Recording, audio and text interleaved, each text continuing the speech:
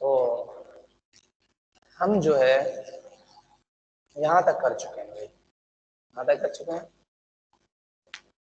हमारा टॉपिक चल रहा था भाई आप इलेक्ट्रोमैग्नेटिक इंडक्शन। क्या था भाई इलेक्ट्रोमैग्नेटिक इंडक्शन? कुछ भी नहीं, बस इतना है कि एक अगर मैग्नेट हो तो मैग्नेटिक फ्लक्स होता है। फिर फैराडे ने एक्सपेरिमेंट करके देखा कि अगर उस मैग्नेटिक फ्लक्स में एक वायर हो तो एक मैग्नेट होना चाहिए, तो कोई ना कोई वायर होना चाहिए, ठीक।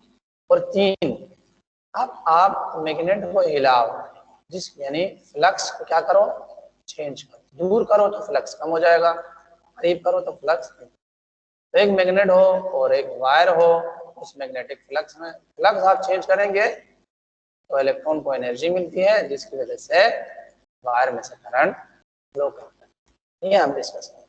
फिर हमने बोला इसका दूसरा टाइप है मोशनल ईएमएफ, यानी इसको हम कर सकते हैं मोशनल के जरिए से।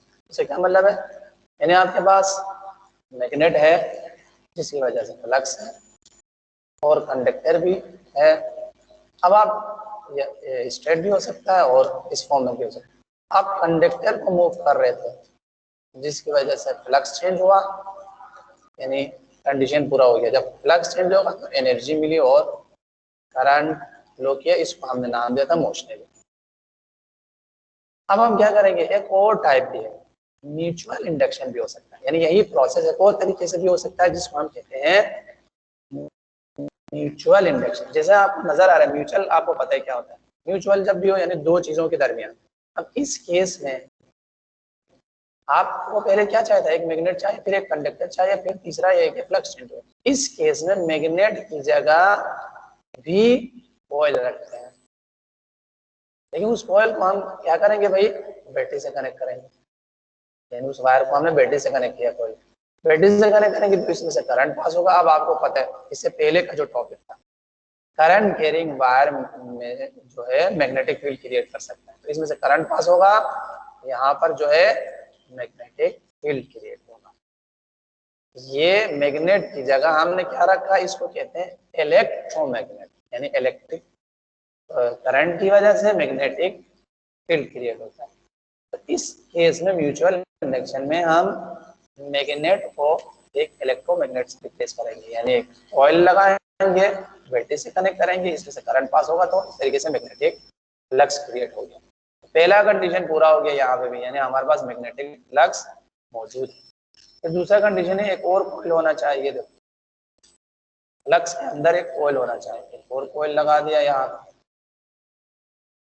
ये आपके पास आया दूसरा कॉइल। दो कॉइल है यहाँ पे, इस वजह से इसको कहते हैं म्यूचुअल इंडक्शन। अब होगा क्या, शॉर्टली बता दो, फिर इसको इसके इक्वेशन फाइंड करेंगे। कॉन्सेप्ट वही है, ये आपका मैग्नेट है, ये आपका कंडक्टर है जो कि मैग्नेटिक फ्लक्स के अंदर मौजूद है। अब क्या होगा, तो करंट और एनर्जी मिलेगी चार्ज को और करंट फ्लो होगा। आपको पता है अगर फ्लक्स चेंज हो, फ्लक्स को चेंज करना है, इस केस में कैसे चेंज होगा, इधर तो हम मैग्नेट को आगे पीछे करते हैं या कंडक्टर को आगे पीछे करते हैं तो हो जाएगा। इस केस में कैसे कर सकते हैं आपको पता है, इस केस में हम ये जो करंट फ्लो कर रहा है ना, करंट आप बढ़ा दो तो फ्लक्स, करंट आप बढ़ा देंगे क्या होगा, मैग्नेटिक फील्ड स्ट्रांग हो जाए, फ्लक्स इंक्रीज होगा, फिर एनर्जी मिलेगी और करंट प्रोड्यूस होगा। ठीक, करंट आप कम कर दो तो फिर फ्लक्स कम हो जाएगा, लेकिन एनर्जी मिलेगी और करंट फ्लो करेगा। तो इस केस में आप मैग्नेटिक फ्लक्स को कैसे चेंज करेंगे भाई, आप मैग्नेटिक फ्लक्स को चेंज करेंगे करंट के जरिए, यानी फ्लक्स खुद करंट पर डिपेंड करता है। करंट को वेरी करेंगे, फ्लक्स वेरी करेगा, फ्लक्स वेरी करेगा, इस कंडक्टर के अंदर जो है चार्ज को एनर्जी मिलेगी, जिसकी वजह से करंट फ्लो होगा। इसको कहते हैं म्यूचुअल इंडक्शन। चीज वही आपने देखा, सिर्फ अरेंजमेंट थोड़ा चेंज है, मैग्नेट की जगह इलेक्ट्रोमैग्नेट कर दिया और फ्लक्स चेंज करने का तरीका चेंज है, यहाँ पे मूव कर रहा था, यहाँ पे हमने करंट को चेंज।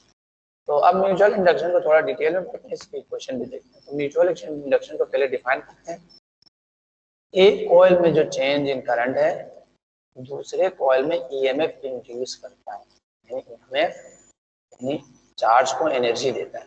ईएमएफ मतलब एनर्जी इंड्यूस मतलब प्रोड्यूस। ठीक है, फर्स्ट जो कॉइल है उसको प्राइमरी कॉइल नाम देते हैं, याद रखो इसमें, क्योंकि दो कॉइल है, एक को प्राइमरी नाम देते हैं और एक को सेकेंडरी। ठीक है, जो मैग्नेटिक फ्लक्स क्रिएट करता है उस कॉइल को हम प्राइमरी।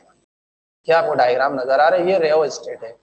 रेओस्टेट ये एक वेरिएबल रेजिस्टेंस है, इसका कनेक्शन आप आगे पीछे करते हैं तो इसमें से तो करंट पास हो रहा होता है उसको हम चेंज कर सकते हैं, जिसकी वजह से फ्लक्स चेंज होगा। फ्लक्स चेंज होगा तो आपने देखा कि ऊपर आपने देखा होगा कि दूसरे कॉइल में एनर्जी क्रिएट होगी चार्ज के लिए और करंट फ्लो करेगा। ठीक, अब इसका इक्वेशन हमें ड्राइव करना है। ड्राइव का मतलब यानी डिस्कस करना है कि ये जो इस केस में एनर्जी मिलती है ये किन किन चीजों पे डिपेंड करता है, किन चीजों पे डिपेंड कर रहा होगा। मेरे ख्याल में कॉमन सेंस की बात है, अगर आपको फैराडे लॉ याद हो और अभी जो मैंने बातें की वो याद हो तो फिर आप अंदाजा लगा सकते हैं। फैराडे ने ये कहा था जो एनर्जी मिलती है चार्ज को जिसकी वजह से करंट क्रिएट होता है वो डायरेक्टली प्रोपोर्शनल है रेट ऑफ फ्लक्स। फ्लक्स जितनी ज्यादा तेजी से चेंज हो ईएमएफ उतना ज्यादा होगा, डायरेक्टली प्रोपोर्शनल। यहाँ पे आपको पता है फ्लक्स खुद करंट पे डिपेंड करता है, तो मैं यूं लिख सकता हूँ रेट ऑफ फ्लक्स खुद किस पे डिपेंड करता है? रेट ऑफ करंट पे डिपेंड करता है। जितनी तेजी से करंट चेंज हो उतनी तेजी से फ्लक्स चेंज होगा तो उतना ज्यादा एनर्जी मिलेगी इलेक्ट्रॉन्स को, उतना ज्यादा करंट होगा। तो हम इस केस के लिए ये लिख सकते हैं, एक नया इक्वेशन है, ये वाला तो हमें पहले से पता है फैराडे ये, यानी एनर्जी जो एक हर चार्ज को मिलती है ये डायरेक्टली प्रोपोर्शनल है rate of change of current. जितना ज्यादा करंट चेंज होगा रेट ऑफ चेंज करंट जितना ज्यादा होगा rate of change of flux ज्यादा होगा और जिसकी वजह से एनर्जी जो मिलती है वो भी ज्यादा होगा। तो यही लिखा है मैंने, EMF induced by mutual induction phenomena is directly proportional to rate of change of current. लेकिन करंट कहाँ पे चेंज हो रहा है? प्राइमरी में, और इंड्यूस कहाँ होगा? सेकेंडरी, याद रखो।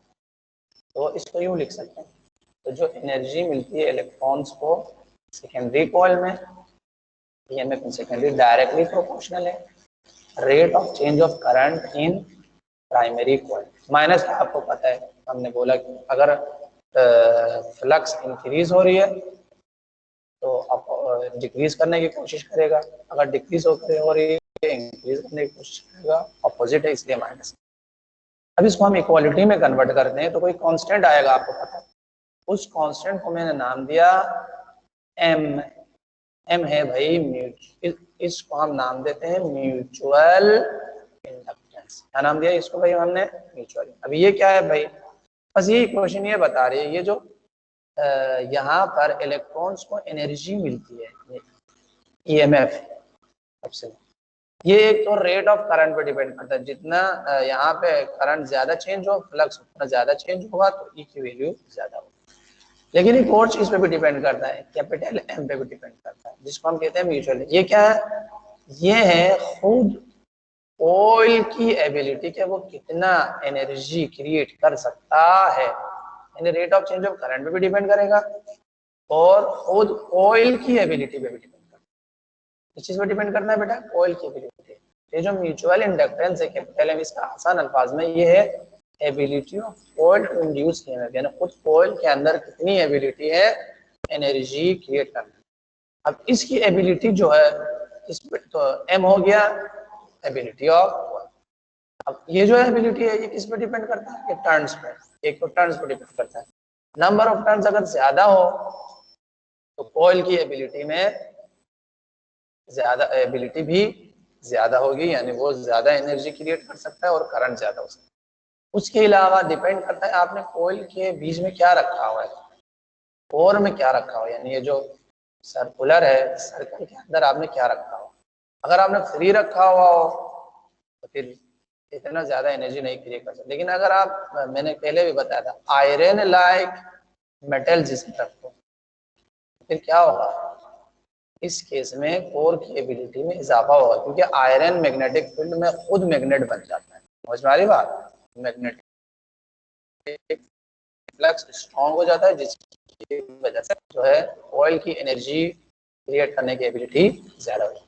और चीज़ों पर भी डिपेंड करता है, इन दोनों के डिस्टेंस कितना है इस पर भी डिपेंड करता है। जितना कम हो जाहिर सी बात इफेक्ट ज़्यादा होगा और इलेक्ट्रॉन्स को एनर्जी ज़्यादा मिलेगी और करंट ज़्यादा होगा। तो इन शॉर्ट समझ में आया बेटा एम क्या है? ये जो यहाँ पे एनर्जी मिलती है इलेक्ट्रॉन को, ये ऑयल के एबिलिटी पे भी डिपेंड करता है। ये M mutual inductance ability of coil को शो करता है। ठीक, खुद ability of coil number of turns पे हमने बोला डिपेंड करता है, डिस्टेंस बिटवीन जो कॉइल्स है उस पर डिपेंड करता है और कोर पे डिपेंड करता है, यानी इसके सेंटर में आपने क्या रखा। क्लियर हो गया बेटा? तो ये मेरे ख्याल में आपको क्लियर हुआ होगा। अब ये जो म्यूचुअल इंडक्टेंस है इसकी मीनिंग तो समझ में आया physically, ability of coil to induce EMF. इसकी डेफिनेशन जब हमें लिखना हो तो मैथमेटिकल डेफिनेशन लिखेंगे। हो सकता है आपसे पूछा जाए तो इसका मैथमेटिकल डेफिनेशन लिखें।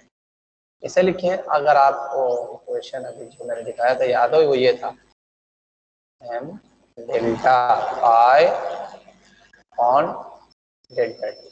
ठीक, एम फिजिकली समझ में एबिलिटी, अब मैथमेटिकली इसकी डेफिनेशन लिखना है तो क्या करो, एम को फाइंड करो, एम को इस साइड पर रखो, बाकी इसको इधर डिवाइड करो।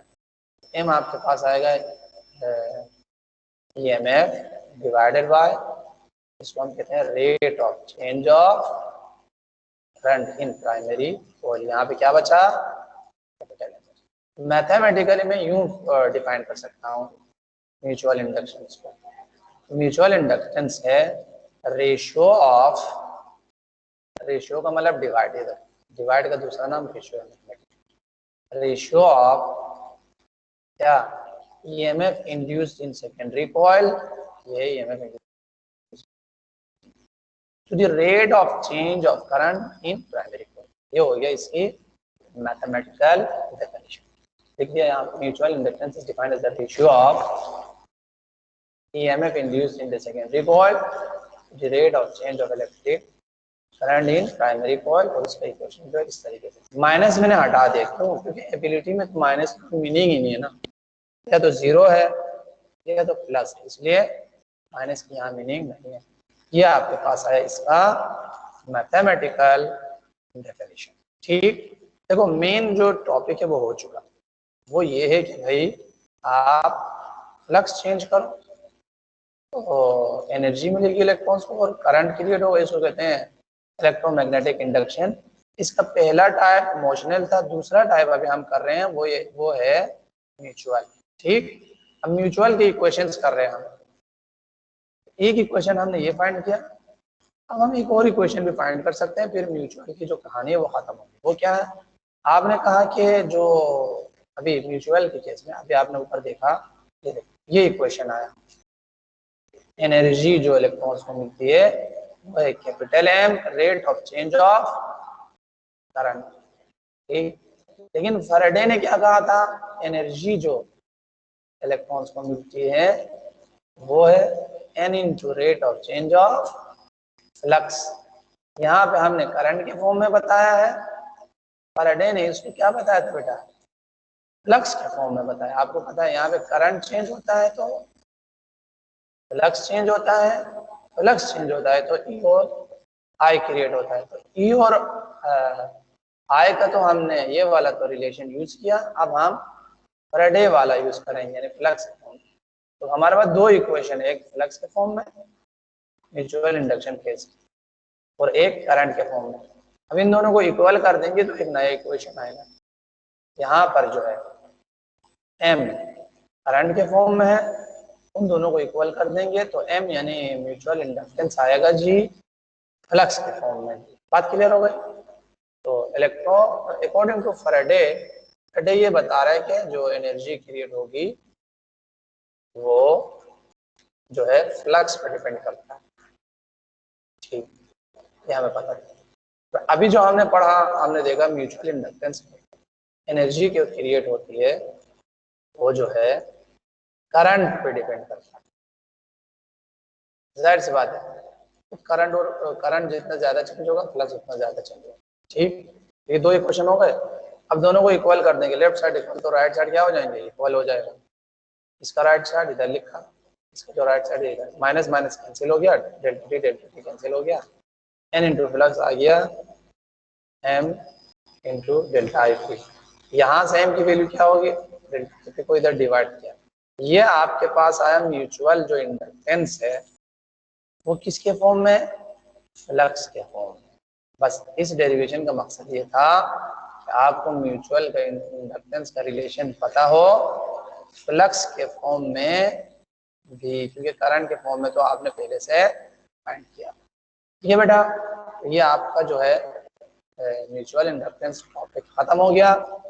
नेक्स्ट टाइम हम इंशाल्लाह करेंगे सेल्फ इंडक्टेंस, और वो लास्ट टाइप, यानी 3 टाइप इमोशनल है, म्यूचुअल है, और नेक्स्ट टाइम हम करेंगे जो है सेल्फ इंडक्टेंस।